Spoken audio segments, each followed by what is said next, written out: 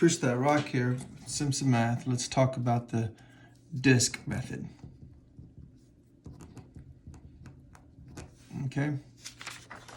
So first we have to know what a solid revolution is. So let's say we have some function and it looks something like so. And it runs from A to B. And we rotate this curve about the x-axis. So that this is the rotation axis right here. We're going to rotate it in 3 dimensions. It's going to come up out of the paper, rotate over here. When it comes over here, there's going to be, well, I won't be able to reproduce this, but there should be a mirror image here.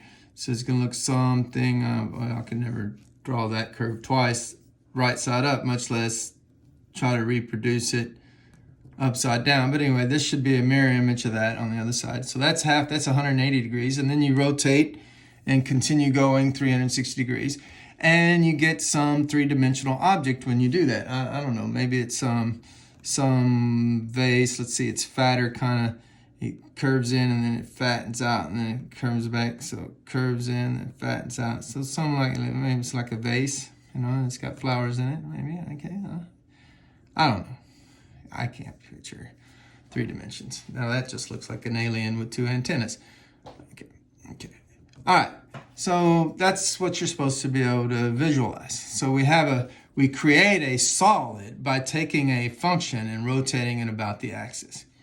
And the problem is finding the volume of that solid. Now, the way you're going to find the volume of that solid is you're going to picture a cross-section. So think about a cross-section. Well, all the cross-sections are circles.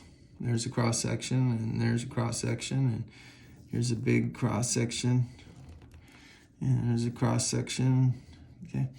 And they're all going to be circles, and they're going to have an area.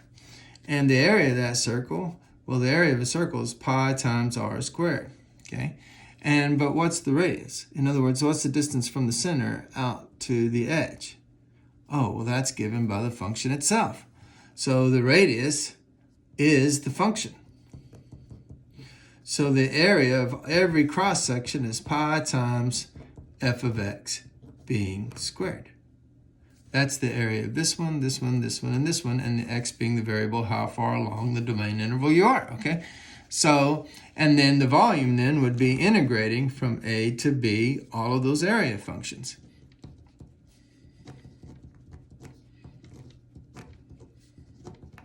And this formula is the disk method formula for computing the volume of a solid of revolution that's rotated about the x-axis.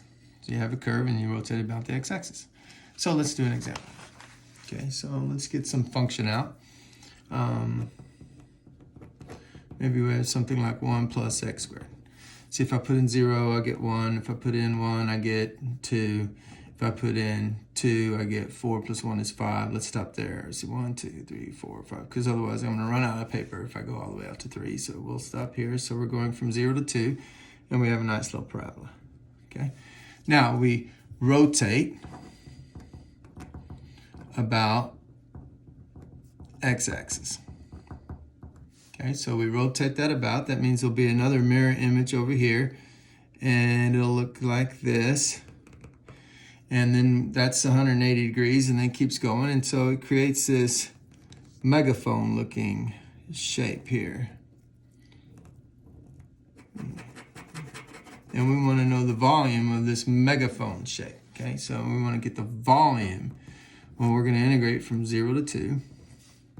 The area function, which is pi times the radius. Well, the radius of each cross-sectional circle would just be the distance up to the curve.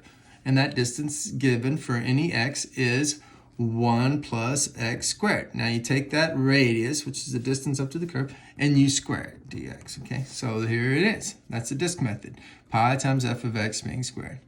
And now, this is rather boring. You know, make sure you FOIL that, kick out the pi, and go from 0 to 2, FOIL that out. You get 1 plus 2x squared plus x to the 4, and then you can just use power rule term by term. I won't finish it off. That will give you the volume in cubic units of this megaphone shape, determined by this generatrix function. That's what they call them, generatrix function. This function that's being rotated about the axis. Math made simple, Simpson Math.